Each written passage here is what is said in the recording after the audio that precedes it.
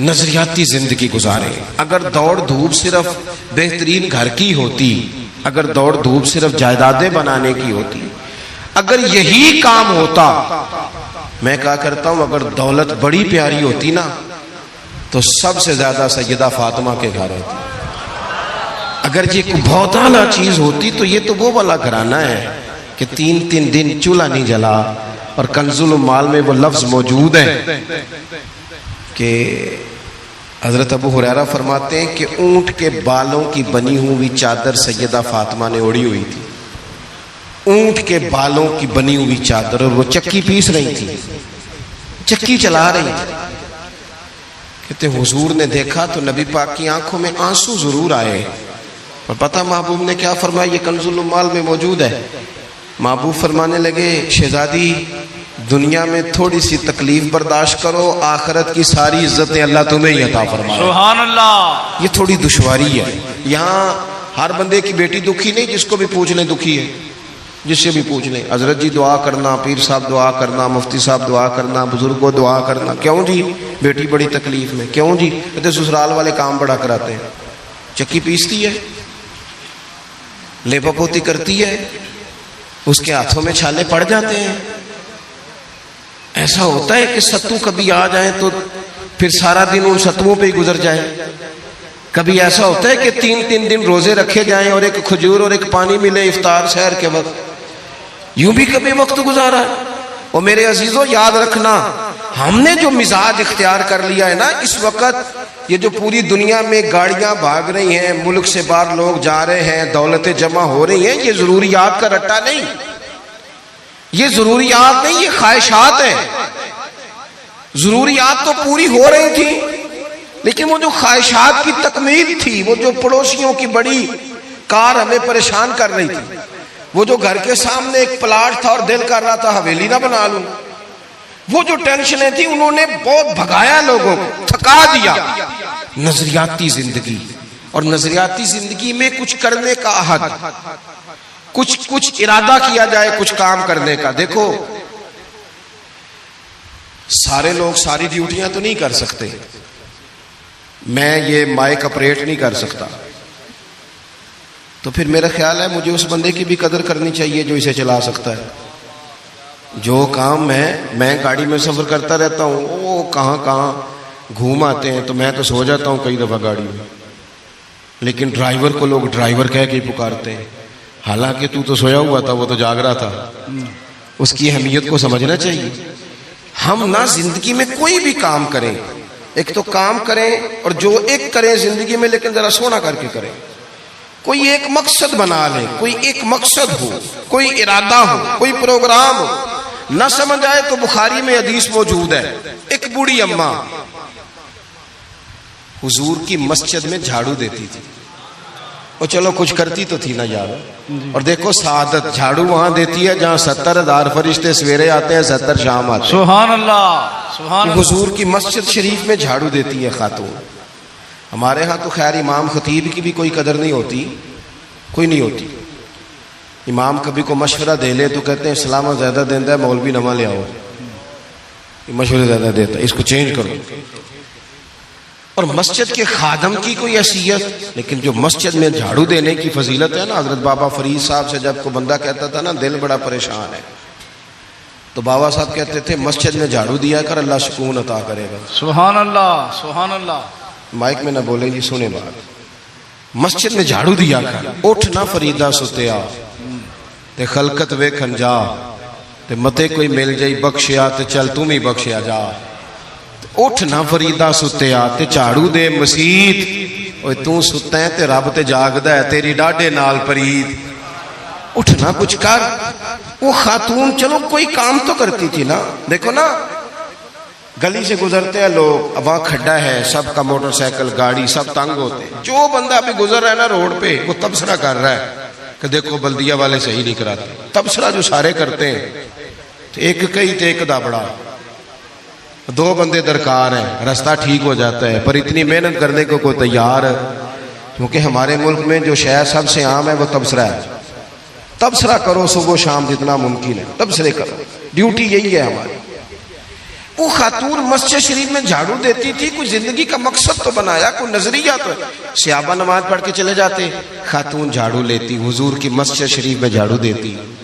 بیمار ہو گئی، قربان جائے، حضور تیمارداری کے لیے تشریف لے گئے. رات کو انتقال ہو گیا، ٹھنڈ کا موسم تھا، حضور کا حکم ہے جلدی تدفین کر دو. صحابہ نے تکلیف دینا مناسب نہ جانا، اس خاتون کی تدفین کر دی. سارا کچھ جاننے والے رسول جو فرش پہ کھڑے ہو کے عرش کی خبریں دیں، وہ تشریف لائے اور آ کر کے پوچھا خبر کیوں نہیں دی مجھے اس بوڑھی کے جنازے کی؟ کوئی کام تو کرتی تھی نا، کوئی ڈیوٹی تو تھی نا، خبر کیوں نہیں دی؟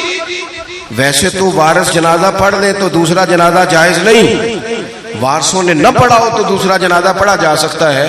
حضور تو خود وارث ہے نا ساری امت کے. بے شک تو رسول کریم قبر پہ کھڑے ہو کے فرمانے لگے صفے بناؤ، میں دوبارہ جنازہ پڑھاؤں گا. سبحان اللہ. میں دوبارہ جنازہ پڑھاؤں گا. کیوں؟ زندگی میں کوئی خدمات تو ہے نا، کوئی ڈیوٹی تو ہے نا. پہلے تو ہم کچھ کرتے نہیں، اور اگر کرتے بھی ہیں تو صرف دوسروں کا دھیان ہی رکھتے ہیں.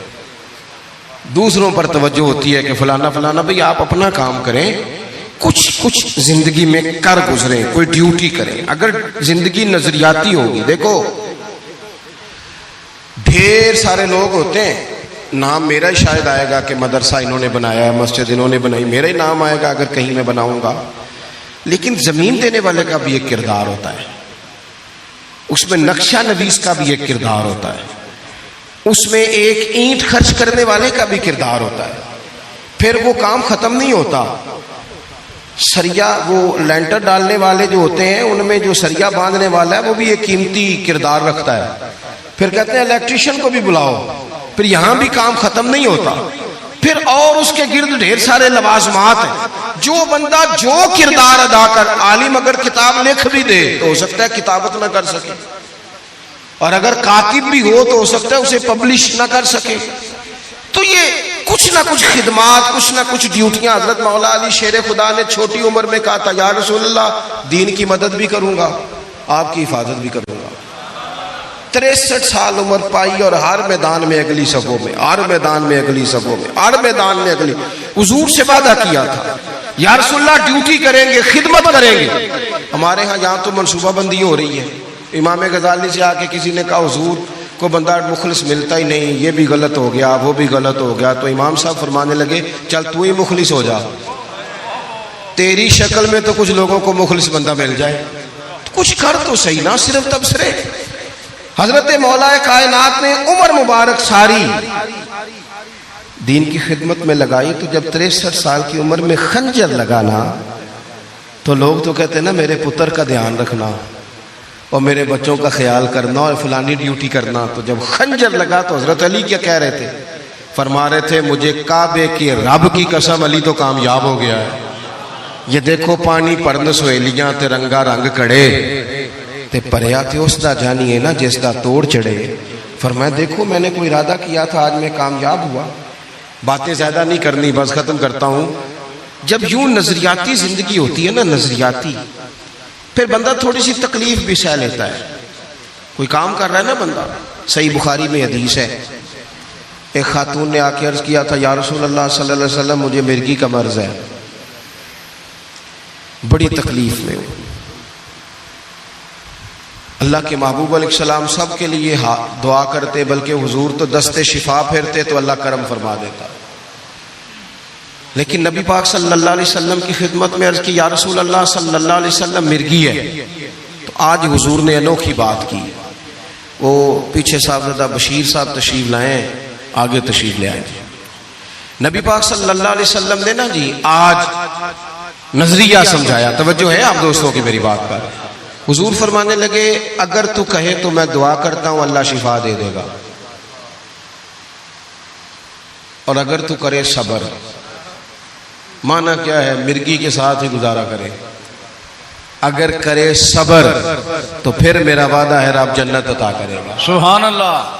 ویسے ہم پیر صاحب کے پاس، سید صاحب کے پاس، بزرگوں کے پاس جائیں، پیر صاحب ہمیں کہیں کہ گوڑا ٹھیک کرانا ہے درد کے یہاں جنت چاہیے، ساڑھا کی جواب ہے اے گوڑے دا کچھ کرو نا جی، یہ سون نہیں دینا، یہی جواب ہے نا. لیکن نظریاتی لوگ نظریاتی ہوتے ہیں. نبی پاک صلی اللہ علیہ وسلم نے فرمایا کہ تو بتا، اگر تو کہے تو دعا کرتا ہوں اللہ شفا دے دے گا، اور اگر صبر کرے تو پھر تیرے لیے جنت ہے۔ اس خاتون نے ایک منٹ نہیں لگایا سوچنے پہ، یہ نظریاتی لوگ ہوتے ہیں۔ عرض کی یا رسول اللہ آپ دعا کر دیں رب مجھے جنت ہی عطا کرے۔ سبحان اللہ۔ کیا مطلب کہ میں گزارا کر لوں گی مرغی کے ساتھ، صبر کر لوں، مجھے اللہ جنت دے۔ حضور نے دعا کر دی۔ خاتون عرض کرنے لگی حضور جب مرغی ہوتی ہے تو جسم سے کپڑا ہٹ جاتا ہے، حیا آتی ہے، خاتون ہوں، عورت ہوں، تکلیف محسوس کرتی ہوں۔ محبوب نے دعا کر دی۔ صحابہ کہتے ہیں جتنی بھی مرغی ہوتی تھی اس کے کپڑے نہیں جسم سے ہٹتے تھے، جتنی مرضی بھی ہو کپڑا قائم رہتا تھا۔ دیر تک وہ بوڑھی اماں زندہ رہیں۔ خواتین ایک دوسرے سے کہا کرتی تھی کسی نے جنتی دیکھنی ہے تو اس بی بی کو دیکھو، اسے دنیا میں حضور نے جنت کی بشارت۔ سبحان اللہ، سبحان اللہ۔ نظریہ ہوتا ہے، نظریہ۔ ویسے آنا جانا، تصویریں بنانا، گھومنا پھرنا، پلاننگ کرنا چلتا رہتا ہے، لیکن جو نظریاتی لوگ ہوتے ہیں انہیں ذرا تھکاوٹ بھی تھوڑی ہوتی ہے۔ نظریے کے لیے کام کر رہے ہیں نا، وہ بھاگتے ہیں، ان کا بھاگنا انہیں تھکاتا نہیں۔ جب آپ نظریاتی ہیں تو صبح قیامت پہ نظریاتی اور غیر نظریاتی لوگوں کا نتیجہ کیا ہے؟ یوم نحشر المتقین الی الرحمن وفدا۔ اللہ فرماتے ہیں یہ جو متقی ہوں گے نا انہیں رب کی بارگاہ میں پیش کیا جائے گا قیامت میں، پر مہمان بنا کے پیش کیا جائے گا۔ ان کا میزبان رب ہوگا، چونکہ انہوں نے زندگی تقوی میں گزاری، محتاط وقت گزارا۔ وَنُسُوقُ الْمُجْرِمِينَ إِلَىٰ جَهَنَّمَ وِرْدًا۔ اور یہ جو مجرم ہیں جنہوں نے جرم کیے، من پسند زندگی گزاری، فرمایا انہیں پیاسے ہانک کے دوزخ میں پھینک دیا جائے، پیاسے ہانکے جائیں گے جہنم کی طرف۔ اپنی زندگی میں کچھ ارادہ کریں۔ دیکھیں دھوپ چھاؤں آئے گی، وہ ہمارے یہاں کچھ لوگ کہتے ہیں دکھی بڑے ہیں جی، ہنسے کیسے؟ تو میں کہا کرتا ہوں کہ اتنی تکلیفیں کسی کو نہیں آئیں جتنی حضور کو آئی ہیں۔ پر آپ فرمان پڑھیں، حضرت حارث بن عبداللہ کہتے ہیں میں نے تو مدینے والے محبوب کو جب بھی دیکھا ہے مسکراتے دیکھا ہے۔ سارے کام 7 سال چلتے ہیں لیکن اپنی زندگی میں کوئی مقصد ہونا۔ یہ جن بزرگوں کے ہم آراس میں آتے ہیں نا، انہوں نے کوئی مقصد حیات بنایا۔ یہ مت سمجھنا کہ ساری زندگی پھولوں پہ گزری، یہ عرس وغیرہ یہ سارے کام بعد میں ہوتے ہیں، بعد، ورنہ ڈھیر سارے صوفیہ ایسے ہیں جنہوں نے روڑے کھا کے وقت گزارا، بڑے ٹھیک ٹھاک روڑے کھائے، بڑی تکلیفیں برداشت کی، اور ان کی اگر آپ تاریخ پڑھیں گے تو بڑا کچھ ان کے ساتھ کیا گیا، بڑے معاملات ہوئے۔ ایسا نہیں یہ شہادت گاہ الفت میں قدم رکھنا لوگ آسان سمجھتے ہیں مسلمان ہونا، یہ بڑا مشکل کام ہے، اس سے ہو کے گزرنا پڑتا ہے۔ لیکن ڈیوٹی کریں، کوئی کام کریں، کچھ اپنے ذمے لیں۔ جو ہم وقت گزار رہے ہیں نا جی، آپ یہاں کیوں بیٹھے کہتے ہیں ٹائم پاس کر رہا ہوں، تو میں کہتا ہوں اتنا ٹائم کہاں سے آیا جو آپ کو پاس کرنا پڑا؟ بہت سارے لوگ کہتے ہیں جی میں بور ہو رہا ہوں، تو میں کہتا ہوں یار بور ہونے کا ٹائم بھی تو ہونا چاہیے نا بندے کے پاس۔ آپ کے پاس ٹائم زیادہ ہے اس لیے بور ہو رہے ہیں، ہمیں تو ٹائم ہی نہیں ملتا بور ہونے کا۔ تو جب کوئی کام کرنا ہے آپ نے، جب آگے بڑھنا ہے، کچھ مقاصد حسنہ حاصل کرنا ہے، کچھ امور خیر سر انجام دینے، پھر زندگی میں ان کو طے کریں اور ان پر کام شروع کر دیں۔ دھوپ بھی آئے گی، چھاؤں بھی آئے گی، سکھ بھی آئیں گے، دکھ بھی آئیں گے، لیکن قافلہ رواں دواں رہنا چاہیے۔ اللہ تعالیٰ اس آستانہ نور کو ہمیشہ سلامت رکھے۔ میرا ایک اور جگہ پہ وعدہ تھا، مجھے وہاں آگے بڑھنا ہے۔ یہ جو محفلیں ہوتی ہیں یہ کبھی بھی ان کو شخصیات کی محفلیں نہیں بنانا چاہیے، ساری تقریری نظریے پہ کی ہے۔ محفلیں تو حضور کے نام کی، کوئی آئے گا کوئی جائے گا، یہ تو سلسلہ چلتا رہتا ہے، اس میں کبھی بھی یہ فوکس نہ کریں۔ آپ حضرت کے لیے آئے ہیں، بزرگوں کے لیے آئے ہیں۔ میں نے جب وعدہ کیا تھا تبھی گزارش کی تھی کہ مجھے اتنے کو بجے آپ موقع دے دیں تاکہ مجھے آگے بڑھنا ہے۔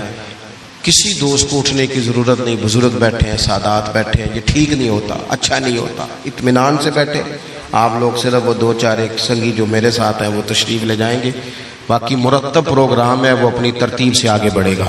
جڑے رہ نہیں سی سکدے دید بنا،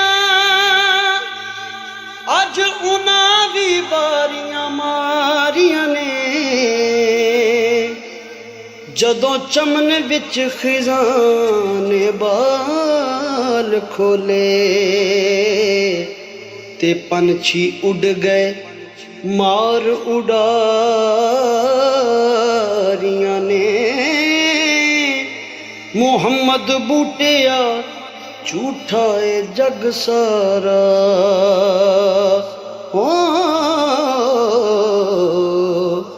ਕਮਲੀ ਵਾਲੇ ਦੀਆਂ ਸੱਚੀਆਂ ਯਾਰੀਆਂ ਨੇ